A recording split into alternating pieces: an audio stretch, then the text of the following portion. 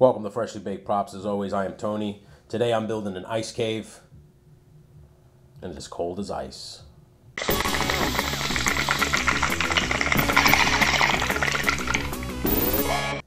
What's up, guys? Welcome back to another episode of Freshly Baked Props, the newest one of the new year. Much appreciated for you guys joining me. Today I'm building an ice cave.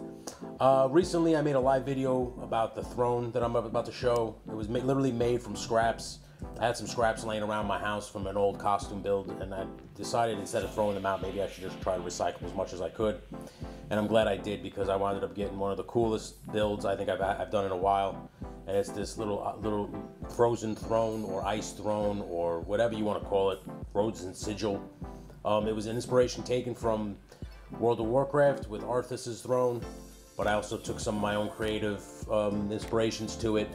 I added a little bit of the Fortress of Solitude, as you see, the spikes and stuff, but I don't want to waste too much of your time. I'm just going to jump right into the build and show you guys how I put this thing together.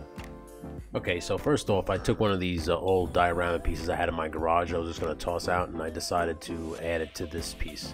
I'm just going to repaint it later in the video. But right now, I felt like it was too short, so I added a front piece to it. And I just started by making a quick curve piece. You can do whatever you want, but this is what I just needed. I needed a curve piece because I wanted it to look like a cliff edge. Here I just, instead of drawing it completely around, I just folded it in half so I could get it even on both sides, or at least as even as I wanted it. So you can make it as long as you want or short as you want. I wanted it, I felt like this was a perfect length because the table I'm using, if this fits the whole table perfectly. In fact, it comes off the table a little bit. You'll see it at the end when it's completed. But see, now it fits perfectly like that. I had some extra MDX foam, see right here. Another piece of foam that I was going to throw out, but then I said why, but never just used it, so I just figured fuck it.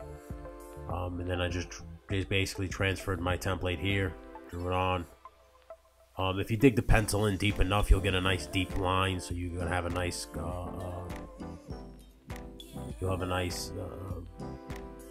whatever the line to cut, you'll be able to see it nice and well.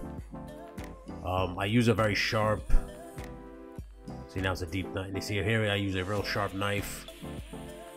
Brand new blade. You might have to change it after the first pass, but you're not going to get it through the first pass because the foam is too thick, so just go slow.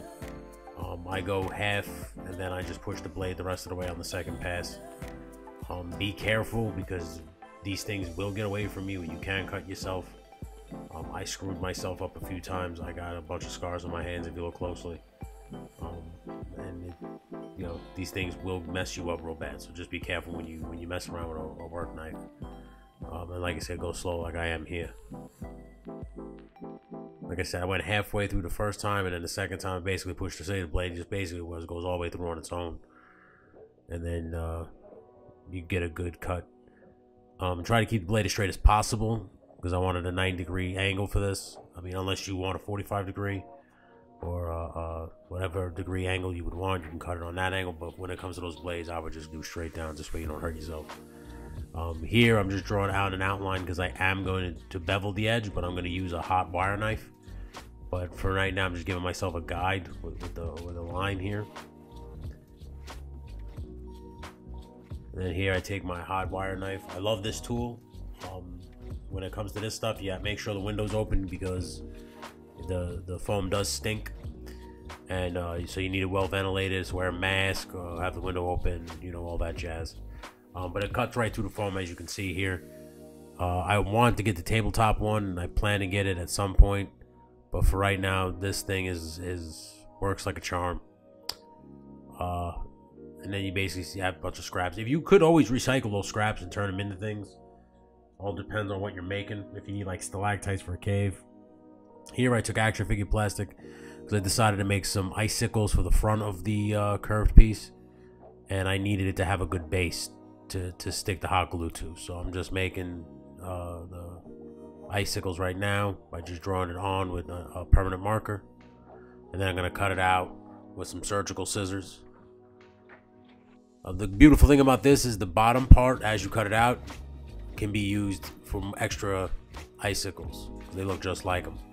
So it was a happy accident there. But take your time with them and cut them out slowly. And this is a great idea for any ice feature that you would make in a diorama. So you just take the base here, and it doesn't matter about that stuff because it's going to get covered in hot glue. And I'm right, as you can see right here, is what I'm doing. And you basically take your time, do one pass first, glue it first, and then just go over the whole thing with one layer of hot glue, and then start adding all the detail pieces. Because it's supposed to look like ice is frozen over a bunch of times. So see how like it looks like that right now. You can leave it like that if you want, but it was too flat for me. I needed more depth on it, so I add a whole nother layer of hot glue, but I break it like in sections so that it looks like the water has just continued to freeze over onto the front of this ice cliff. The whole point of this is to look like the ice cliff. It's supposed to look like the throne is on the edge of a cliff. So you see here, I just keep bending it, and that's the beautiful thing about the plastic under it. It'll bend, it'll stay bent because the plastic under it. That's the whole point of the base. See, and then I just glued the first big piece that I put on, and that's basically my idea is just glue a bunch of those on and make it. As you can see, the layering on it just to give it some depth.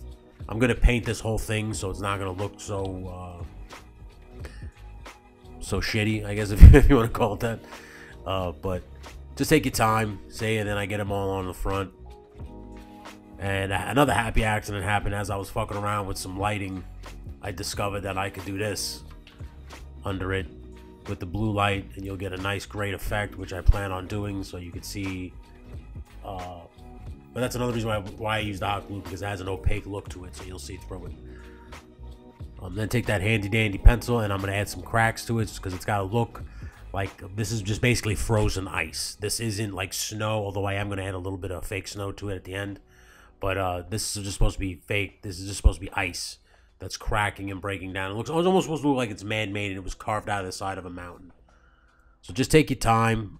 The pencil will get away from you if you rush, so please go slow, because if you mess up this foam, you basically got to start from scratch again. Unless you just want to continue to add battle damage or more cracks and stuff. But I just kind of want it from the front, just to make it look like so many people tried to climb the front of it that it's cracking the front of the cliff edge. I am gonna go over it with a hot burning tool, just because, like I said, I wanted deep cuts. But this pencil effect works just fine if you want them like that. That's just the pencil. I haven't even done the hot stuff yet. So if you like it like that, you can just move on from there.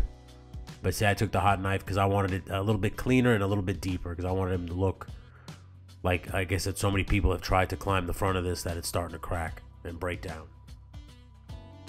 With this, you don't have to turn it up too high. Just turn it up to the lowest setting. I found this particular tool at Michael's, and it burns right through the foam easily, like even easier than the hot wire knife. But again, make sure it's ventilated. Make sure you got a mask on, because the fumes are very, very gross and toxic. I mean, I have multiple windows open in this room currently while I'm doing this, and there's plenty of cross breeze and ventilation going on. And I mean, sometimes I wear masks. I'm here, so I'm taking the scrap from the other piece, the other half, and I'm gonna cut giant stalactites that I'm gonna add to the base, because I felt like it just looked too flat and plain, and I wanted to, like I said, I wanted to make it look like someone carved this ice throne right out of the side of a mountain. So I'm just kind of, and I was basically taking some liberties with some of the ice throne pictures that I saw from World of Warcraft and Arthas's throne anyway. So I'm just basically taking the hot wire knife and trying to make this beveled, making it look more circular, because ice stalactites aren't very sharp edged and 90 degreed like that. So I just kind of worked my way with the hot wire knife until I got the desired look I want. You can keep going, you can stop there. It depends on the look that you want, but basically I just kept going until I got the look that I want. As you can see here, you start at the top, just pick a spot and just work your way down on an angle, so you can just get rid of the sharp edges. And it comes right off. Because it take your time, do the top pieces, just do all of the pieces that you want. Like I said, I discovered late that a lot of this is tedious, and it's really just you know, slow and steady wins the race, because if you rush, you could melt too much of it. You could the wire can get away from you and cut a giant chunk out and mess the whole project up. So just when you mess around with these hot wire knives with this foam, just take your time, be careful, and you'll get a great look and effect. But just about anything, because this effect can be used for just a regular cave. If you wanted regular stalactites in a regular cave, you could do the same effect. See, now I'm basically cut up all the foam, and now I got exactly what I need. And this is right now I'm just adding a little detail. I want it to look, like I said, like it was carved out, and someone, like, you know, maybe made dents and nicks, or maybe there was some battles on this cliff edge to get to Arthas's throne. So the ice and everything was, you know, kind of a victim of the battles and stuff.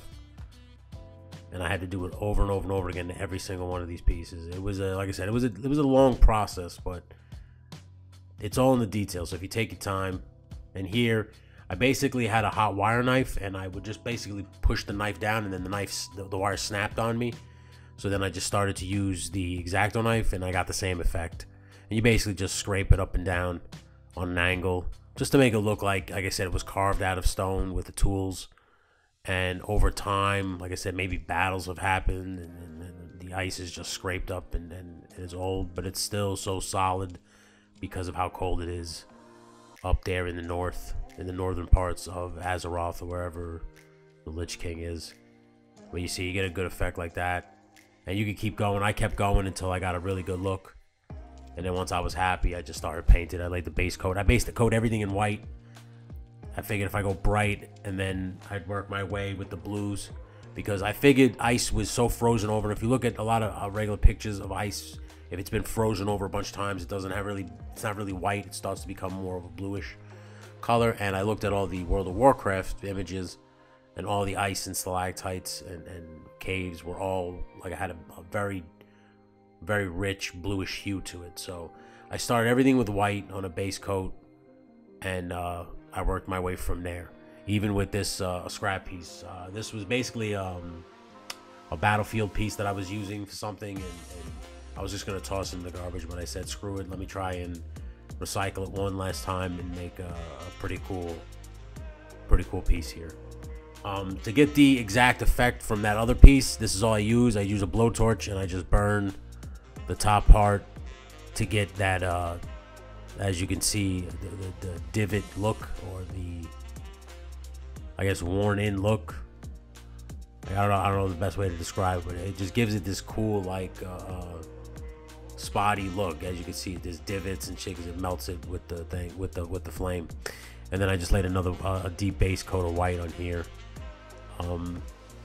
Basically just acrylic, an acrylic base of white. This took a while because the paint really, the foam really soaked in the white paint, so I had to do this a couple times. I think it was like 2 or 3 coats. But that took a while. Now with this, I mixed a bunch of different colors. I took this Extreme Flex paint from Hobby Lobby and mixed it together to get this deep, rich blue, because I figured the middle of this thing should have like the darkest part, like where all the water is probably pooled and frozen over so many times. So I started dark in the center, and then basically worked my way out into a lighter color. But right now I'm just mixing like making like a circular, I'm going out in a circular pattern here, as you can see. So I start there, and then I grab the other piece that I think is gonna be next, I think. Hold on. Yeah, I'm still finishing this. And then I grab this piece, and then I make the circle here too. And it's basically, I just basically went out real dark in the center, and then much lighter as it came out. Listen, it was, at first when I'm painting this, I thought it was gonna look like dog shit. I'm not gonna lie to you, I was not happy at all with the color mix. But then I said, all right, let me try something else. I got some glitter. I got all of these different the colors that I got from Hobby Lobby, and I said, let me just, hopefully this works. And I just started going a little lighter out. And then it took a while for me to kind of start to like it. It wasn't until I started to dry brush it that I really started to like the color. But right now, I paint this whole thing this light blue. Like, so the rest of the base is painted this mix of light blues, and it had like glitter in it. It had this that one blue, like weird blue tint. I didn't really you really don't see it, but when you look deep at it, when I was done painting it, you could see like the blue tint on it. Was pretty cool. But this thing doesn't really come to life until you finish. At first, I really noticed that with all these projects, when you're painting these things like this. And then I used just this FX Flex paint, smooth satin. I think it's called Aquarius, this color, for all the stalactites, because I figured those would be the lightest color because they were carved out of stone, maybe melted over a little bit, now starting to freeze again. So I painted these the lightest color from the floor. Again, this is a process, dude. You just gotta paint every single one by hand. I know you can do some of it by airbrush, but I don't have one. For this, I basically just took dark blue, again from Hobby Lobby, the FX paints. These are for cosplay foam, but I like them here because when they dry nice and thick. And basically just added a little bit of water, and I got a fucking banging color here. I loved what it did to, especially the stalactites here. This dark wash was awesome. This is when it started to really come to life for me, when I added this dark wash to everything, because then everything kind of started to match, and I started to really like the way it looked. But here, right here, I mean, look at that blue. It, to me, kind of started to look like a cartoon like World of Warcraft right then and there, and I was very happy with that. You can stop there if you want, but now with this, I started to dry brush that light Aquarius paint again, because I wanted it to match the stalactites a little bit. Like I said, I wanted it to look like it was frozen over so many times, and this is like the top layer of ice on top of all this thick ice. I do go over it with a white dry brush later, you'll see, but for right now, I just kind of wanted to give it just so many different kind of blue colors and just really give it a greater contrast of colors. See here, I just loved what I started to get when I dry brushed. This look really, I mean, it blew my mind. It looked like frozen water. Like, I mean, the camera don't do it justice. It was really cool. It's just amazing what a dry brush will do to a project. But you basically just went over the whole thing like that with a dry brush. It took time. You see, look, I mean, it started to really come together. And then it really started to blow my mind when I started to see it just slowly come together like this. But it's a process, man. It's very tedious. And then, like I said, I did the same thing with the stalactites, just to bring them back a little bit with the dark blue that I had. But I think here I start using the white paint. I think this is when I start going over a white, and this is when it really starts to pop. Because now I'm just doing the edges with the white and stuff, and just trying to really get like a nice soft white look to it, but really just brighten up all of that detail onto it. And when it was done, I was just, my mind was blown when I started adding white. Here I go. This is when I started adding all the white to it. And just look at those edges start to pop on it. And man, did it come together. But this wasn't even the best part to me. Like, the paint job, I really was proud of, because I just didn't expect it to come out this awesome. But it's amazing, just with a little patience and just taking your time, what it does to the detail of your projects. But here I'm just still dry brushing all the edges and all the raised detail.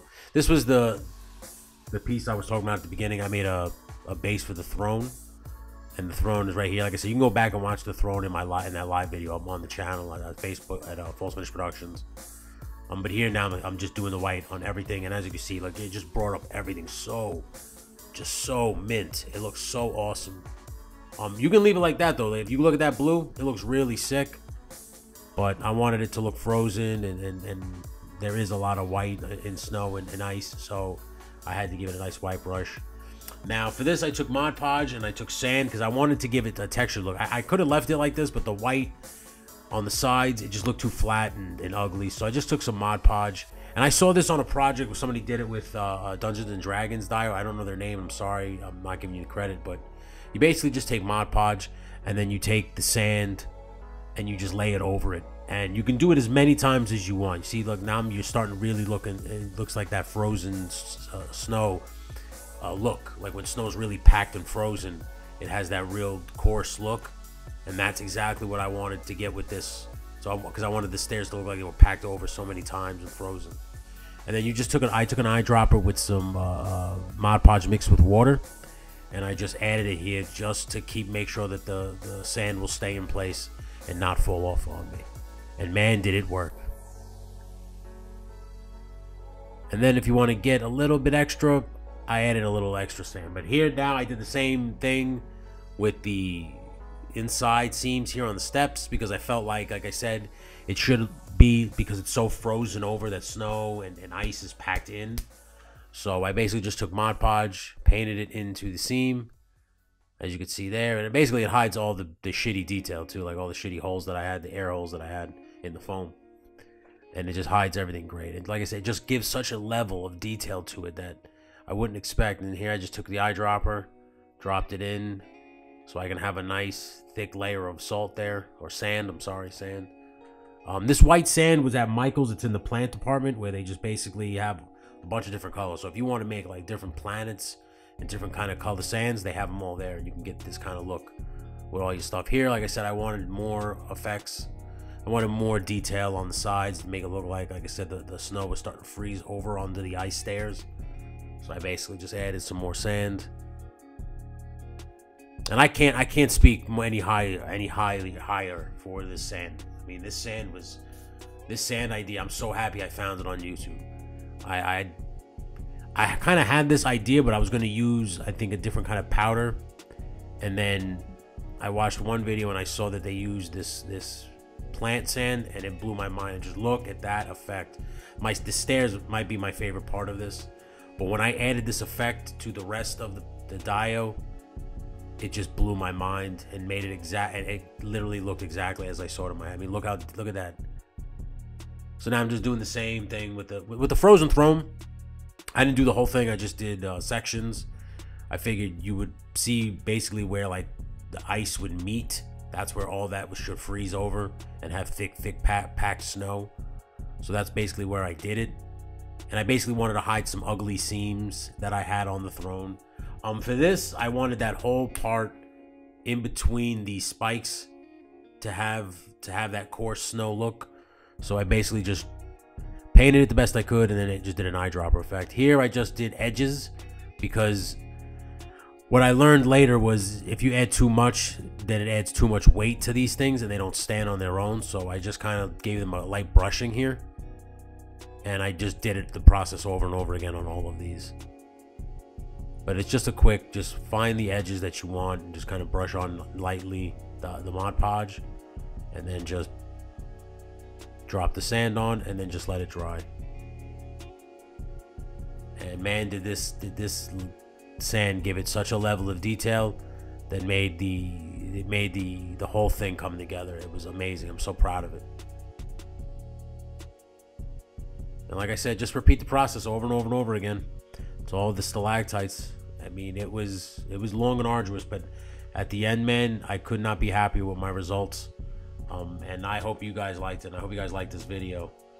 And like I said, this was a long ass process with all this sand, but man, when it was done, it totally brought my project together, and I could not be happier. But here, I think I'm touching up the top of it because I wanted to add a lot more. I did add a lot more sand, I will say that, and you will see it at the end of this. But just repeat the process over and over and over again, and you can have yourself a frozen ice cave, guys. And without further ado, here's the finished product coming right up.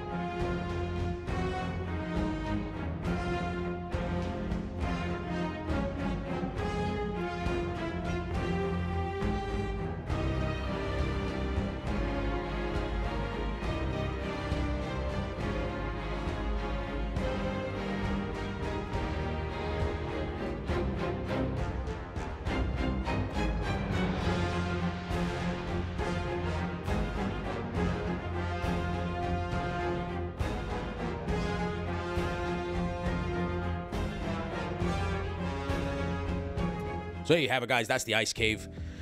Sorry for the video being so long, but this was a damn process. I'll just get real quick and short. I love the stairs and the throne. That was literally going to be garbage. This is just crap I had in my garage that I was going to toss out. The fact that I was able to turn it into this, fucking awesome. Badass.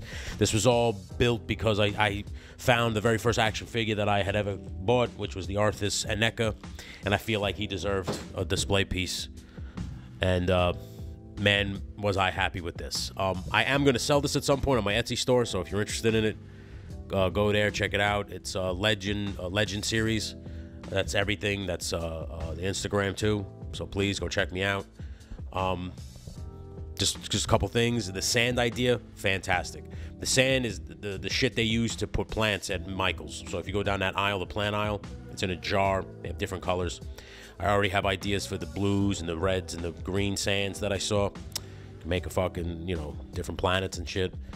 So I'm definitely gonna reapply this sand idea because man, is it great. The only warning I will give you is if you're gonna do the sand idea, make sure it's dry before you touch anything. Because I didn't, and I got overzealous. I started setting up as it was kind of dry, but it was still a little damp. And these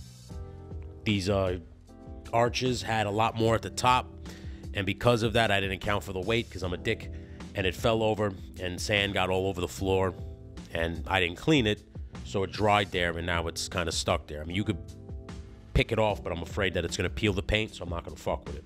And besides, it blends in. So once I add the fake snow, it's going to look sick. That's another thing I'm going to do too. I bought that polymer snow that you add the water and it expands. And that's where all this white foam shit, I'm going to put it there and around. So this thing's going to look pretty badass. I already got my TV behind it, ready to go for the backdrop. And I'm going to take a couple close-ups tonight of Arthas in the throne. My other buddy told me when he saw this, he said, man, this looks more like the Fortress of Solitude. I thought that was a pretty damn good idea, so I am going to make some Superman elements, print some stuff, and add some Superman elements, so those will be for future episodes. But I hope you guys like this. I hope you guys like the process. If you learned anything, please like, comment, share, do all that good shit. Please build me up in the algorithm so I can hang out with all the other action figure boys. The name is Legend Series Props. My name is Tony. This has been Freshly Baked Props. Take it easy.